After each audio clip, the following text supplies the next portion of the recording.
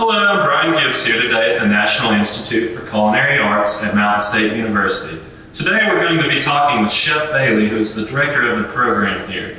He's going to be giving us some helpful tips on Thanksgiving and how to prepare a turkey. So follow me in today to the kitchen so we can find out more. Hello, we're here today at the National Institute for Culinary Arts at Mountain State University. I'm Brian Gibbs and we're here with Chef Bailey. He's going to talk to us today about some Thanksgiving tips and just how to prepare a turkey. So start off, Chef Bailey, how should we thaw a frozen turkey? You should buy your turkey at least a week in advance if it's frozen. Let it thaw out in your refrigerator on a pan. Set it on the rack so it sits up and allows the moisture, the water, and the turkey to thaw out and sit in the water so it's not sitting in the moisture itself. Sure. Okay. Well, how much time should we give the turkey to unthaw? I usually do it about 2 to 3 days depending on the size of the turkey. Okay. How long can we safely leave a turkey on the counter? It's kind of a touchy situation because by rights you should have up to 4 hours, but that is from the time that the plant sends it to the supermarket, and then you get to look at how the supermarket's handling, and then how you handle it at home. I don't like letting my turkey sit out for more than an hour, hour and a half on the table with preparation. There's too much chance of foodborne illness that can happen. Sure. Okay. Well, do we need to remove anything from the turkey once it's been unthawed? Yeah, usually. I'm not sure if I have one in this one here. No,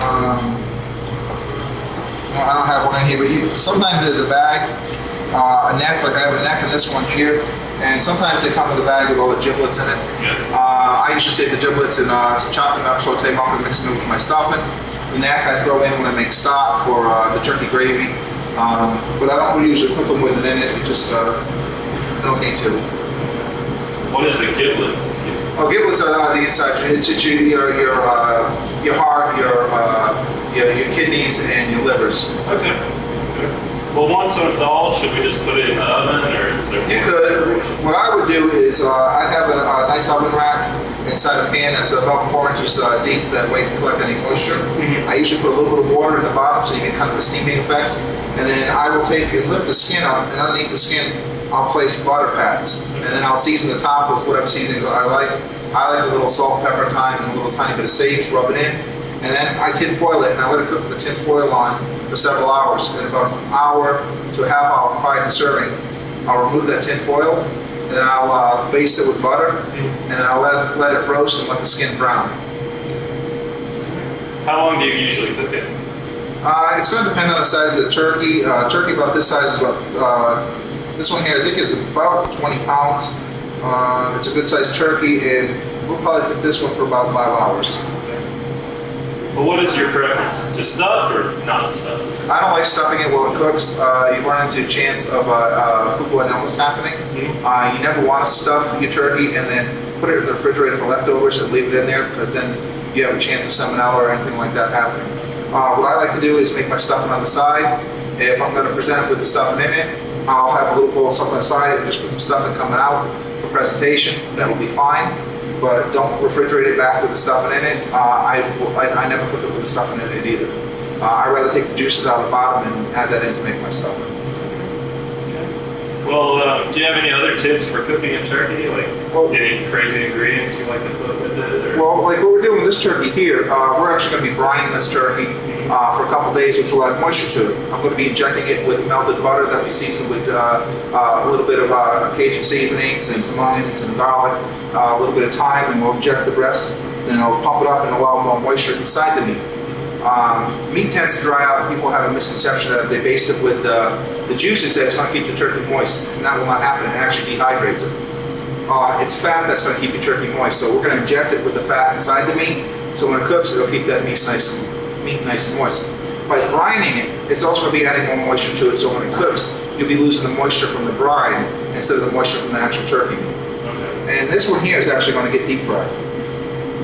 Sounds delicious. It is. It looks pretty ugly when you're done with it because it's all brown and nasty, and but once you get that crispy skin off, that meat inside is just juicy and tender and beautiful. Mm-hmm. You can smoke turkeys. You can. We made a turducken out of one, which is a turkey, duck, and chicken. And then we had 3 kinds of stuffing. We had sausage cornbread, we had rice stuffing, and then we also had a bread and giblet stuffing. Wow. Yeah, it's quite a taste. Well, the price of turkey has gone up this year. Would you recommend anything to use besides turkey? Well, duck's a little bit expensive, but I have a small family. It's just 4 of us in my family, so we roast off a duck, and we have duck for Thanksgiving instead. Turkey right now at one of your local super centers here in Beckley. If you buy $25 or more, it's 49 cents a pound. So that's what we got. These actually pretty reasonable. I think I only paid about $30 for this turkey. But you can eat chicken if you want to do chicken. Chicken's fairly reasonable. But I prefer duck for a small family.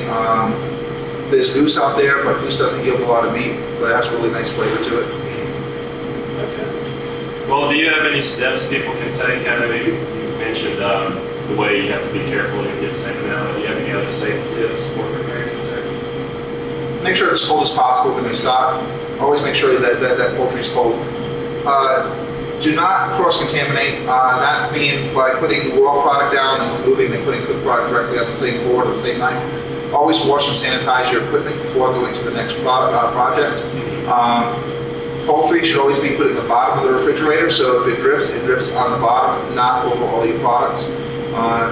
People tend to make certain common errors, and a lot of it is they just look for space, and sometimes the most space is on the top of the fridge, and then that turkey will thaw and the juices come down and cover everything, and then that's when people start to get sick. Or they leave it out too long, a couple hours on the table, they figure it's big, it's not going to harm it, but it does. And bacteria grows rapidly, so we have to be very careful about temperature danger zone, which is 35 to 140.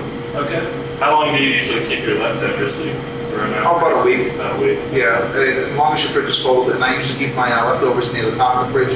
At least my fridge is colder near the top. Okay. All right. Well, thank you. You have anything else you'd like to add to that?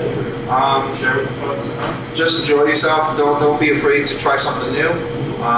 Like I was saying, we're going to deep fry this one, and deep fried turkey is really good. If you're using a home deep fryer system, be very careful. They are very dangerous if not used correctly. Thank you, Chef Bailey. Thank you. That was Chef Bailey talking about how to prepare a turkey here at the National Institute for Culinary Arts. Please keep in mind, too, that you can call 866-FOR-MSU1 to learn more about our culinary arts programs and also to find out about our new baking and pastry concentration. I hope you enjoyed the clip today, and please remember it's that time of the year. Bird is the word.